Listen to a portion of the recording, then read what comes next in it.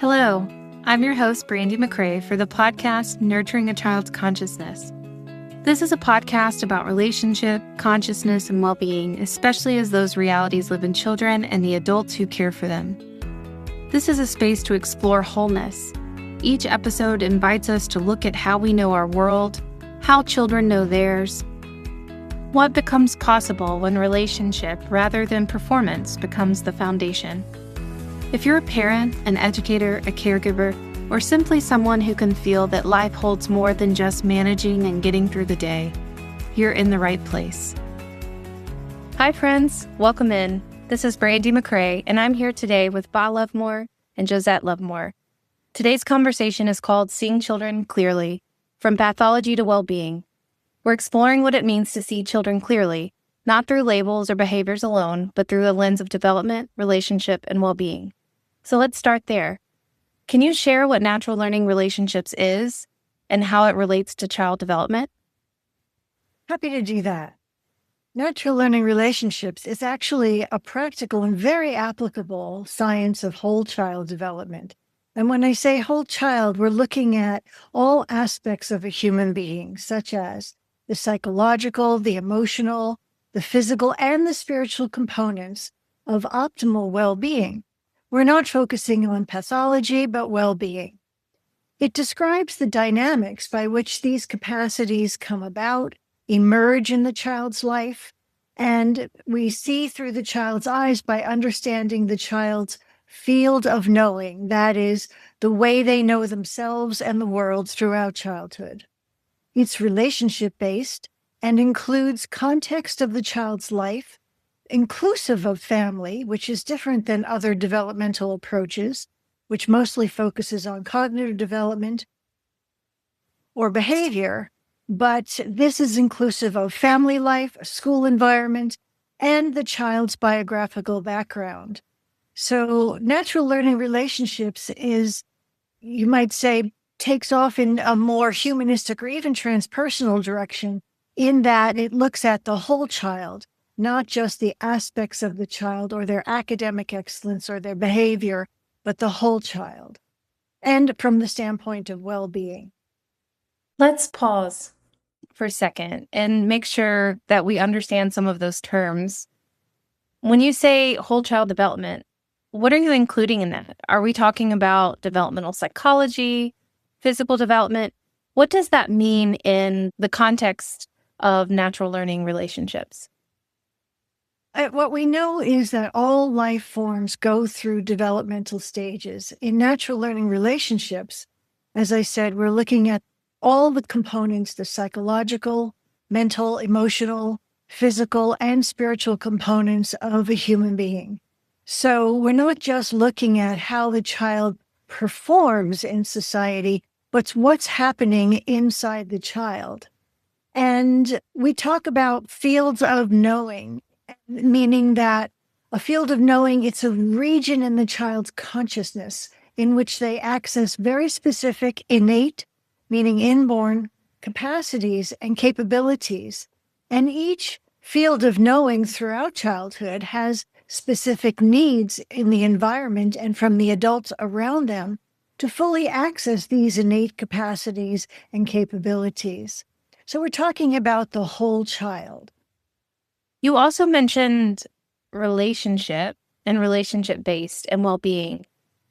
Those can be pretty loaded terms depending on how people hear them. So what do you mean by those in the context of natural learning relationships and child development? How does relationship fit in, and how do you define well-being? Well-being is a dynamically balanced state of health which optimizes our opportunities for self-actualization, for self-knowledge, and knowing who we are. In each field of knowing, the child has the opportunity to know themselves within that developmental moment. This suggests that people who possess well-being also grow in adaptive abilities and life satisfaction and a sense of personal meaning in life, insights, have sound judgments, and the ability to amplify positive effects of emotional awareness and intelligence. In a state of well-being, the potential to access is available to everyone. Well-being is innate. We're always moving towards well-being.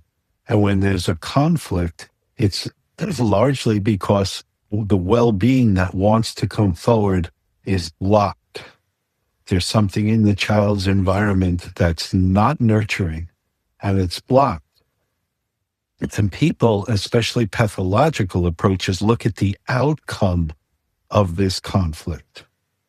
But a person living in well-being will allow the well-being to come through. And in our many years of experience, this it clears up so many of the misconceptions and the challenges in child's life and in being with child.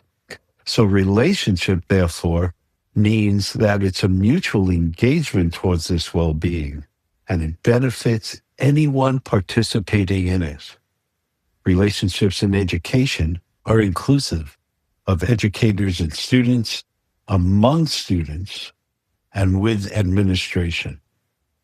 So many educational approaches don't understand and don't participate in the dynamics of student relationship. And this is critical for students to feel self-trust and to be present to optimize learning, to know one another, to listen, to be heard, to be respected. Relationships are not transactional. I'm going to say it again. Relationships are not transactional. Relationships occur when we meet in the space between. This doesn't mean compromise. It means that we took the time to understand one another and to participate in a way without judgment, so that whatever mutual learning that's available to us can be actualized. Ba, you just framed relationships in what might be a new way for listeners. And I'm curious, now that we have a bit of foundation, what within relationships leads to well-being and what leads to pathology? Well, as I said, Brandy, relationships are not transactional. So if you're entering into an engagement with another person and it's, what did you get out of it? What did I get out of it? I'm looking for an advantage. I'm looking for some gain. And I'm not seeing you as a person. I'm not connecting to you and where you are. I'm not honoring whatever your situation is in the moment. Relationship occurs when we allow each person to come with who they are and to engage and participate in whatever activity we're doing.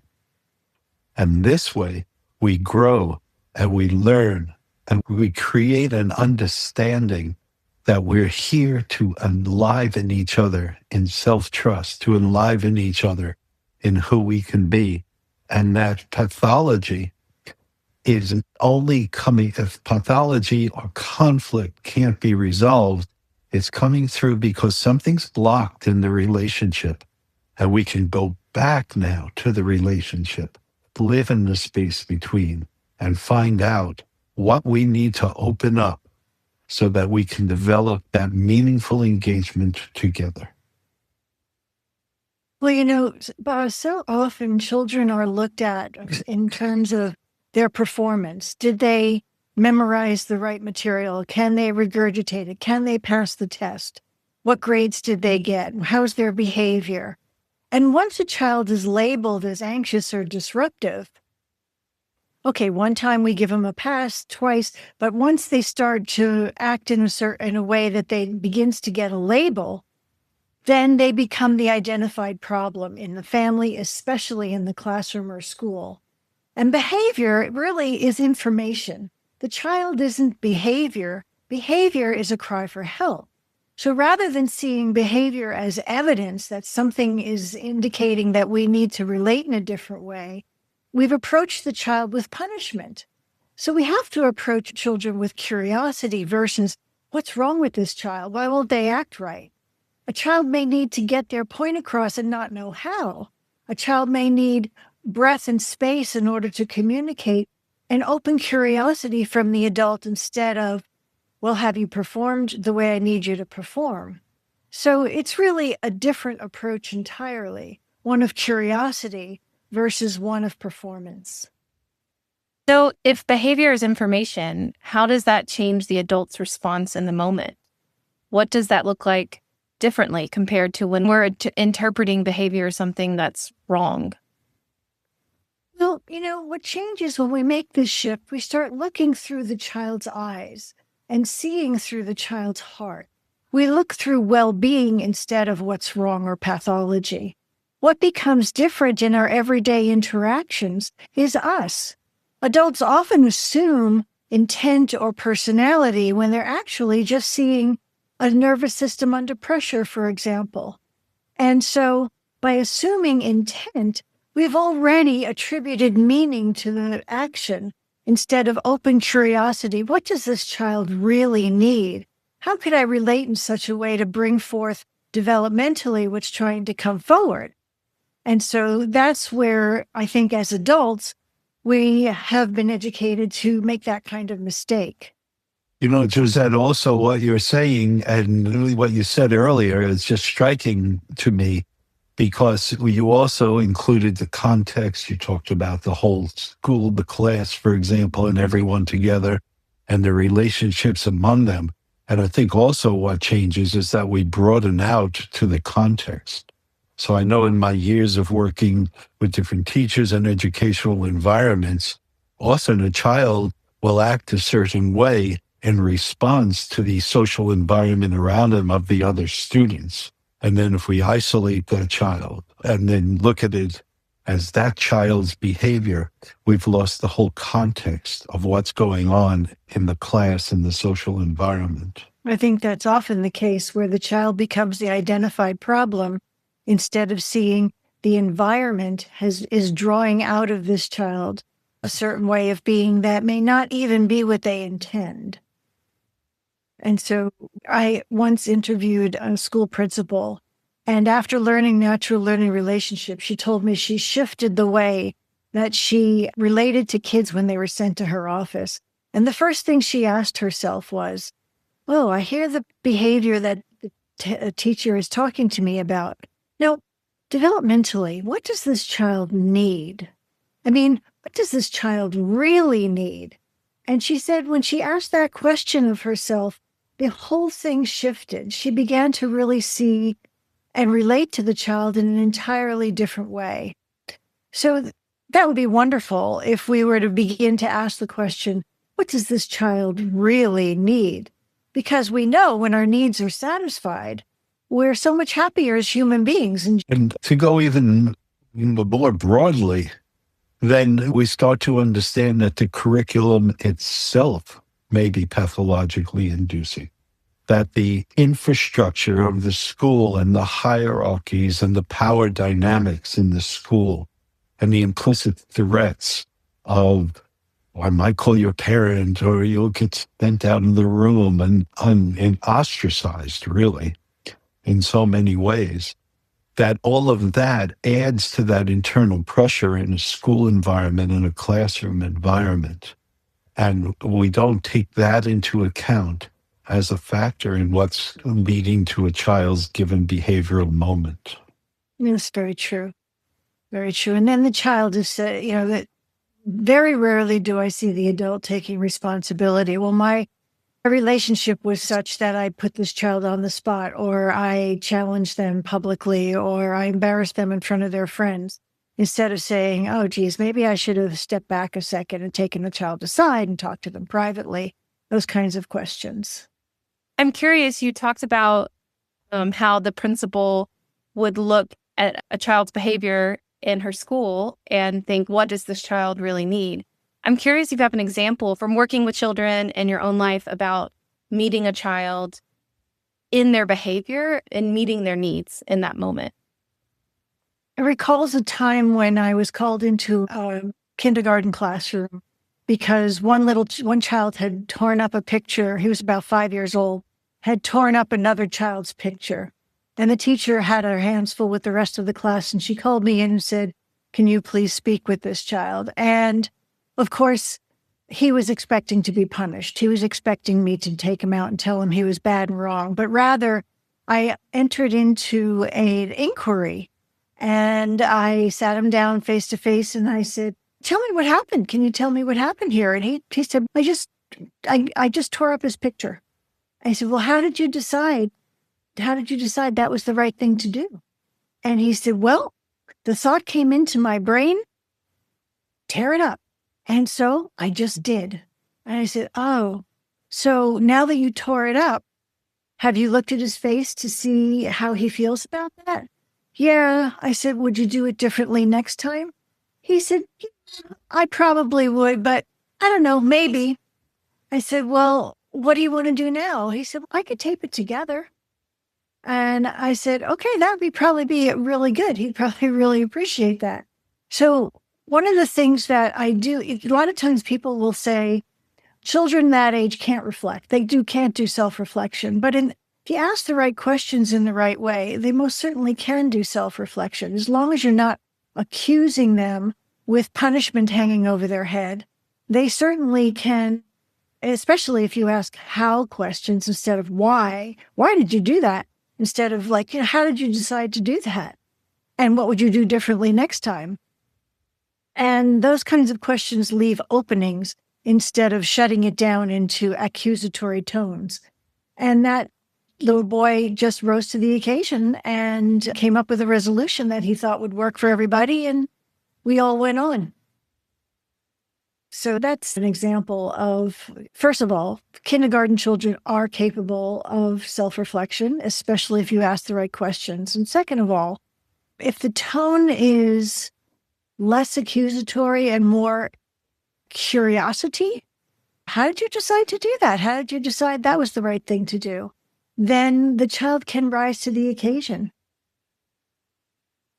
Well, Josette, I mean, of course, I love the story, but what was in your heart? Not just what was in your tone, because your tone comes out of who you were in that moment. So what was going on for you inside? In all honesty, I really felt connected to the child. I thought it was a little bit funny, but, he obviously can't go through school tearing up other kids' pictures because the thought popped into his head. So I wanted to stay relational to him and make him feel at ease and not accused of anything. But I also, like, my heart embraced him. Like he needs to learn something here and not be ostracized for making a mistake.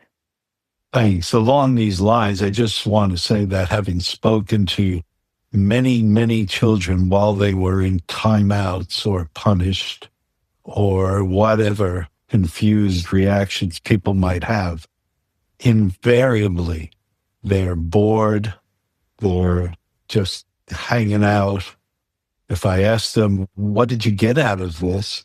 They'll say something like, not to avoid that teacher, or to not, in other words, it's a to not comment. It's a negation rather than, oh, I learned how to be more relational or something like that. I'm not teaching him how to be relational. I'm asking inquiring questions for him to reflect on his decisions, choices, and what he got out of the situation that he might want to do differently next time. He did not swear to me he would never do this again. And I think that's a mistake that adults often make, that they're going to somehow bring home the lesson and the child is going to swear, I will never do it again. I asked him, what would you do next time? And he said, I don't know. But he did say he wasn't happy with hurting this other child's feelings, not in so many words, and he would fix it with tape. So what does well-being look like as a child develops? Well, it's as Josette said earlier, in the fields of knowing, the capacities available in those fields of knowing are nurtured and they're able to come forth. So this is very briefly, and in future podcasts, we'll go into this much more specifically and deeply. But if we're looking at the child, say, for instance, of the age kindergarten that Josette just spoke about, we're looking for that child to have a sense of rightful place. They know where they belong. They have a sense of personal strength. Now, I don't mean some sort of overwhelming push out. I mean a sense of I can do what's right for me to feel like I belong and I can explore and I can be present to my developmental capabilities in the environment in which I am. And this way, I can also learn boundaries, but learn boundaries as a relational learning opening, not as a prohibition, but as something that reinforces safety, as something that reminds us that we belong, not crossing the street without looking and this sort of thing. But as we grow, it changes. Very broadly speaking, in ages approximately age to 13 or 12 or so, then what we're looking for is a way of relating to this child in a feeling sense, of being able to participate profoundly in the feelings without judgment so that they develop a sense of trust. Just think, I know we probably won't get there today, but just think how profoundly a spiritual word trust is. To know trust, to know that first I belong, now I can trust, I can enter relationship, I can make mistakes, I can participate, I can adapt. As we grow into the teen years, a sense of autonomy is what needs to develop. And therefore, we're talking about their sense of self-government, not individual. Individual means to be separate. We're talking about a relational understanding developed earlier in trust, in which we can now self-govern and learn to self-govern. But we don't know how to do this because we're moving out from the family embeddedness. We're moving out into a much greater understanding as we move to a deeper sense of core self. And then we go all the way here to at least 23 years of age. And what I want to develop is my sense of meaning and allow myself to surrender and participate in interconnectedness with all life in such a way that it has meaning and purpose and honors my belongingness, honors my trust, and honors my core nature. So that's the thumbnail sketch. And as I said, in future podcasts, we'll go into that more deeply. I want to pause here for just a moment and share something with you. If you're interested in exploring this work more deeply, the Natural Learning Relationships Introductory course will be launching soon. It's an 8-week experience open to anyone who feels drawn to these ideas in their life or work. And for those who want to continue, it's also the first step in a longer journey, a certificate program that includes 10 courses and a practicum, where a small cohort learns together and grows over time. To express interest, please visit www.transformativedynamics.org and fill out the interest form or check the link in the show notes. All right, let's come back to the conversation. I want to take a second here and talk about what happens in relationships in which the child feels seen and understood, and what changes in the adults when we actually make this shift. A lot of people tell me that they actually feel better about themselves. And if we start looking through a well-being lens versus, what's wrong with this child or how do I get to correct this behavior and make this behavior stop, what actually becomes different in everyday interactions with children is that we feel better and our children feel better. And one big change is how we respond to difficult moments. Because if we're looking at children as, I've got to stop this behavior as fast as possible, which is the pathology lens, the goal is usually to do it quickly and whatever means, whether it's punishment or so on. But under a well-being lens, the goal is to understand what is happening here. What's the behavior signaling? What's the message that this child who can't sit me down and have a heart-to-heart talk about, what's not working for me is when you went out with dad the other day. And, it's like children can't do that. So what we see is in their behavior. And that behavior is giving us information. And if we read the information correctly, we can inquire in a whole different way. And everybody feels better about it. As I was listening, I've heard you talk about inquiry, and we've talked about what well-being might look like for a child depending on where they are developmentally. And it reminded me of this story because you said, Josette, that usually in a pathology lens, we're looking to move to quick solutions, wanting to solve it. But how whenever you're in relationship with a child through well-being and not looking through that lens, it's often much slower. You're doing the inquiry, you're taking the time. And recently, my son Max, who's 10, who is organizing around trust, and we were doing a lesson in science, and I knew some more about the subject, so I was just telling him what I knew. And he challenged me. He's like, how do you know? How do you know all of that? Because I've read the research, I've actually read the scientific studies and all of this. And he's like, but how do you know that that's real? And I was like, well, because I trust it, because it's, scientific and it's what I can trust. And he said, well, how can you trust your trust? And I was just like, yes, That's a great question. Isn't that what trust is? And so his attention switched pretty quickly after that. But I was like, this is where we're at. We're in this moment that was his question. How do you trust your trust? That came up. And how do you trust your trust? That's a great It's- question from a 10-year-old who really wants to learn through his mentors about authentic trust. And, he's asking a tough question there. And look at how wounding it is if that question is not honored.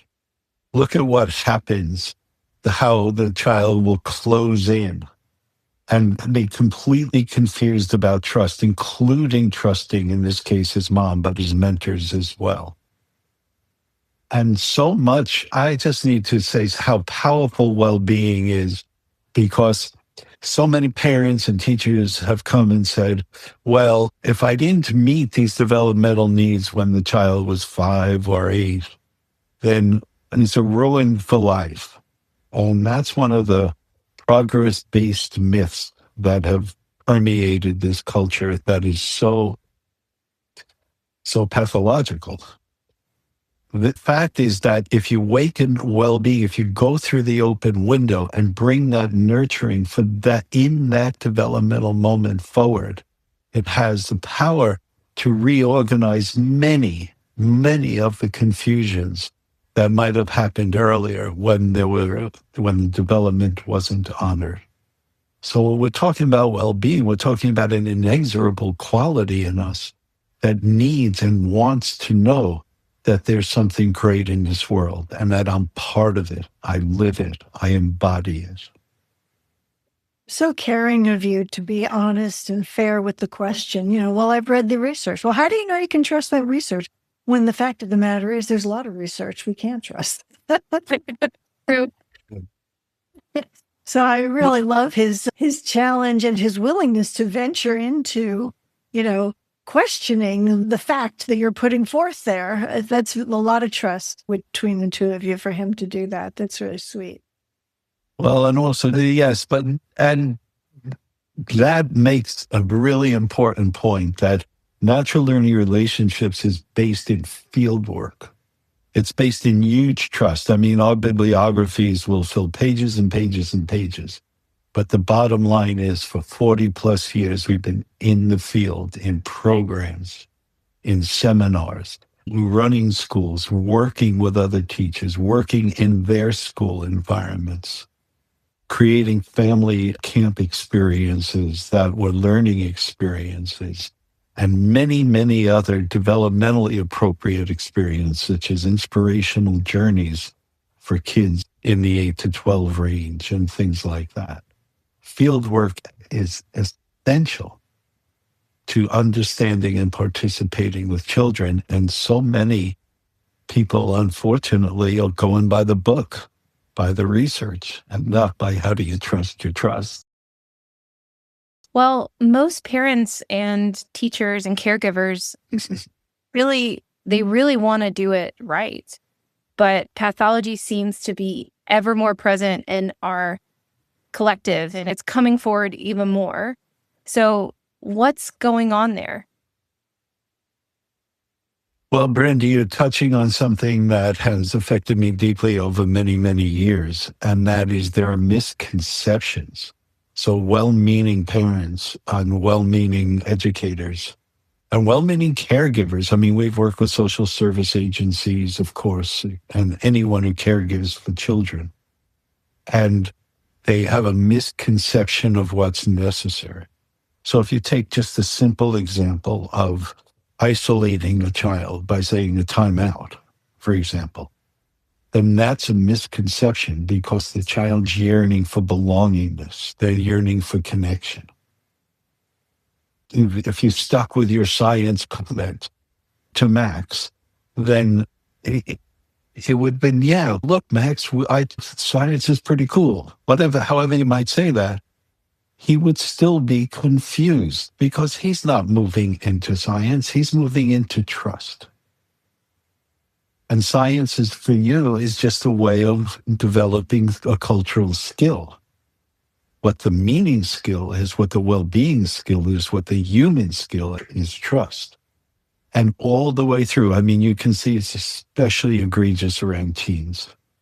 Turns out how many parents have said to us, oh no, my kid's going to be a teenager. Oh yes, a lot of people are fearful of the teen years because the child is now in a decision-making position and a lot of their decisions are not very experienced. They're learning. Yeah, they're learning. They're learning, yeah. To put it correctly. So, yeah, and they can then, when teenagers make mistakes, some of those mistakes could be life-changing. So parents get nervous and difficult. But if we know what's developing in the child, if we understand how to help guide them through the desire for thrills, through the desire for thrill-seeking, and into more careful choices and decision-making, and if we understand development, we would have a much less fearful and much easier time of communication, for example, through inquiry rather than through telling. Boundaries that are co-created rather than top-down delivery and things like that. These misconceptions, and by the way, they go all the way through. I mean, there's a large field of knowing shift when kids are 18 or so. And ages are always approximate because there's environmental factors, there's individual human talent factors, etc. But at 18, there's a huge developmental opening that happens, and the kids are as confused. I've had 18-year-old kids who sitting on the counter in the kitchen and saying, it's not that I don't even know how to think. I don't even know why. Forget meaning. What does thinking have to do with life? I mean, it's that profound a question of reorganizing my whole perspective of the way I engage and organize the world. And that's why we have so many late high school and early college dropouts, because that sense of that wonder and that complete shift from the previous field of knowing isn't being respected as an open hesitancy, as an open reorganization that's profound within the child. So when these misconceptions happen, even well-meaning people are actually creating unnecessary suffering for the children. Well, I think you've opened a couple of topics that we should talk about in future podcasts, such as transitioning between developmental moments and what that looks like and why, and how to make our shift as an adult to create an environment when we have it all organized to one age child who sees the world a certain way, and then boom, they're off in a whole nother way of seeing, and we get somewhat blindsided by the shift. So transitions is something we should talk about.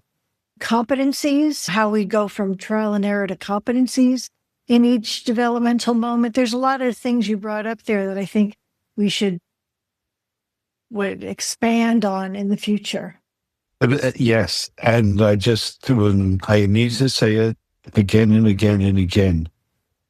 We're not saying that there is such a thing that most 99% of the parents, that it's not bad.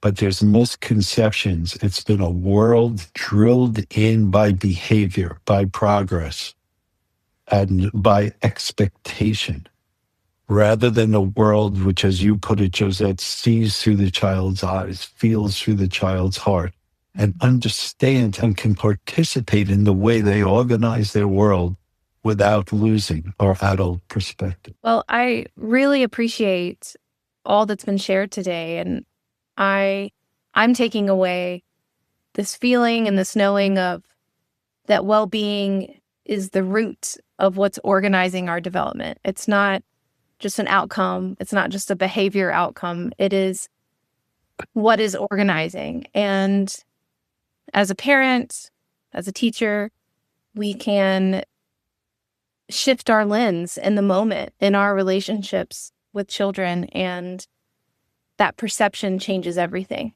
of how we're perceiving a moment. So thank you. Thank you both. It's a pleasure. Of I look course. forward to more conversations. Friends, we've come to the end of the podcast. As you may know, we're going every other week.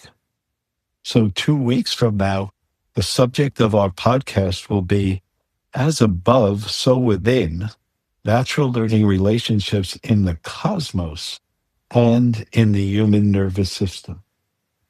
We're going to explore how patterns of interconnectedness show up at every level of life, from relational dynamics to embodied experience. This episode situates natural learning relationships as both a practical approach to daily relationships and a reflection and participation of larger organizing principles in all living systems. In the meanwhile, visit our webpage, www.transformativedynamics.org, to learn more about natural learning relationships and our dual certificate program. There, you can learn all you need to know about joining our new cohort. So this is Bob Lovemore And Josette Lovemore. And Brandy McCrae. wishing you optimal well-being for you and your loved ones. Dedicated to all children everywhere and always. See you in 2 weeks.